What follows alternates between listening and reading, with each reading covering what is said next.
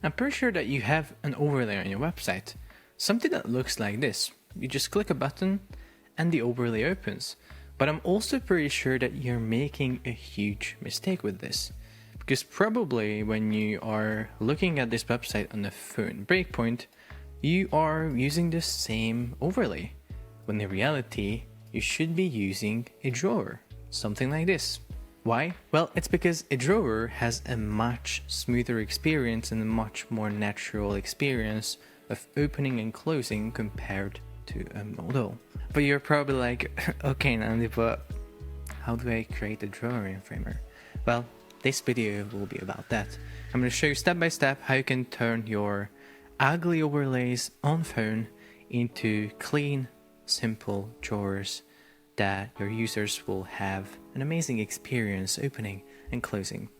My name is Nandi, this is Framer University, and let's get started.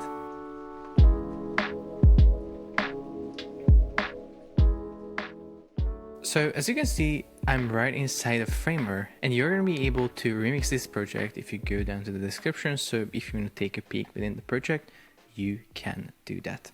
What I'm going to do is I'm going to go to the tutorial page, and I'm going to just show you what is the rough setup right here. So basically I have a button here, which is just a component. As you can see, it has a little hover state, nothing special.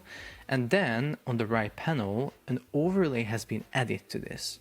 And you can see that the overlay itself has this content right here. Just a little text, nothing too special.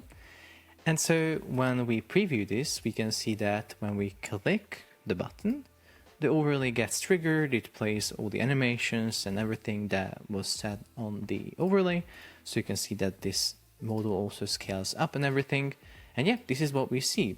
And by default, if we don't do anything, this is what we're going to see on mobile as well. So yeah, we're just going to be able to click a mobile, open it up, but it's already too large, so it's already not a great experience.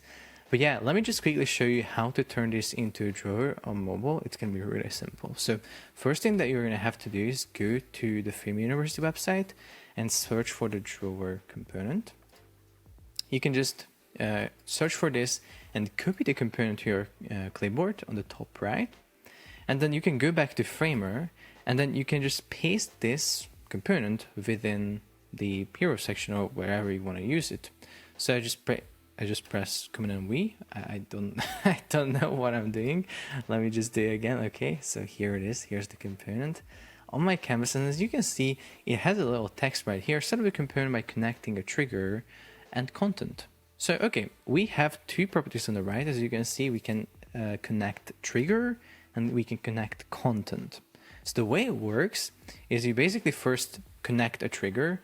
The trigger is, you can see, it's right here. It's basically the same component, the same button component that I used for the open overlay.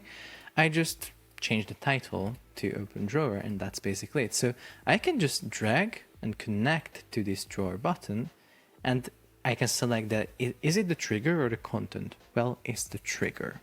Cool. That's basically it. Now, when we connect the content, we're going to see this little button right here on the canvas acting as the trigger for the drawer. Now, we also have to set the content that will show up when we open the drawer. We're going to basically paste the same thing into the content. So this is what we want to show. As you can see, that's also right here.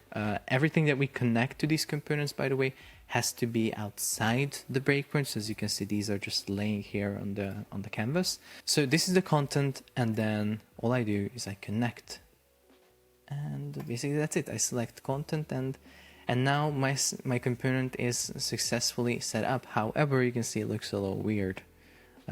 Maybe I should just set the width and height to fit content so it fits the trigger element.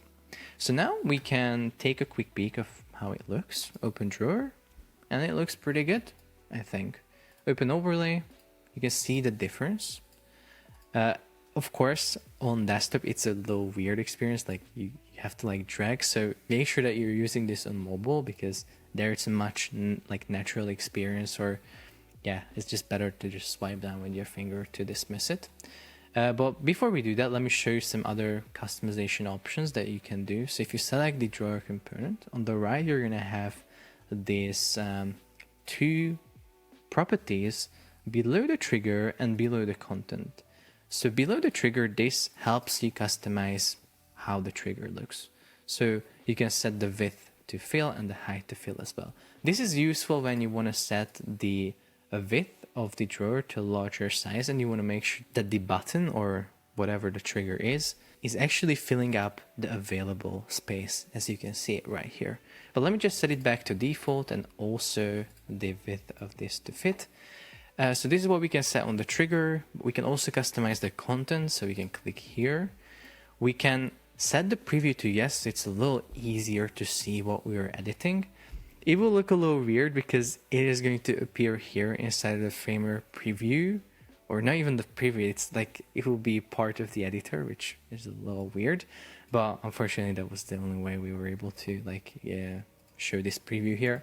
And also one thing here, make sure that you set preview back to no when you finish editing, because if you don't do that, it's just going to stay there. Again, I usually prefer having a little nicer experiences on components, but this is basically the best that we could do.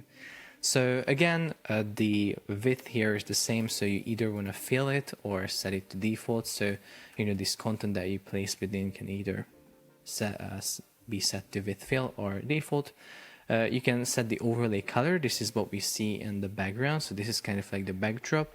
You can see now it's like a transparent black, but I can make it completely black as well. So yeah, you can play around with this. And then we also have the background of the drawer in itself.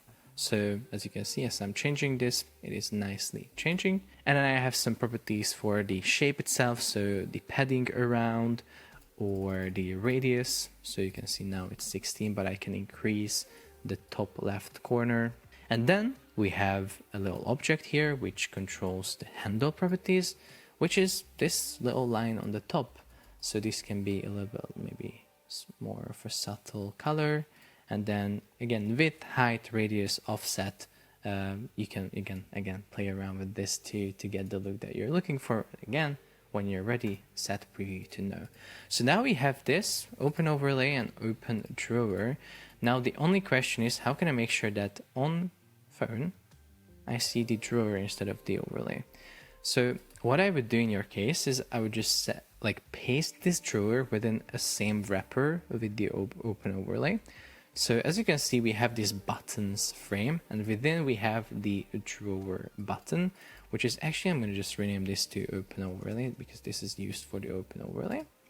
I will paste the drawer within this, and here on the desktop, I'm going to set the visible property of this to no. So on desktop, we're seeing the open overlay because here it's a great experience. But on the phone, what we're going to do is we're going to show the drawer, set it to visible yes, and then the open overlay will be set to visible no. Super simple, right? So now you're going to see that as I start increasing and decreasing the viewport width and I enter the phone breakpoint, you're going to see that the content will change from open overlay to open drawer. So here I'm opening an overlay, but here I'm opening a drawer. So yeah, this was just a little quick tip for you to make sure you're optimizing your overlays to just give a better experience for your mobile visitors.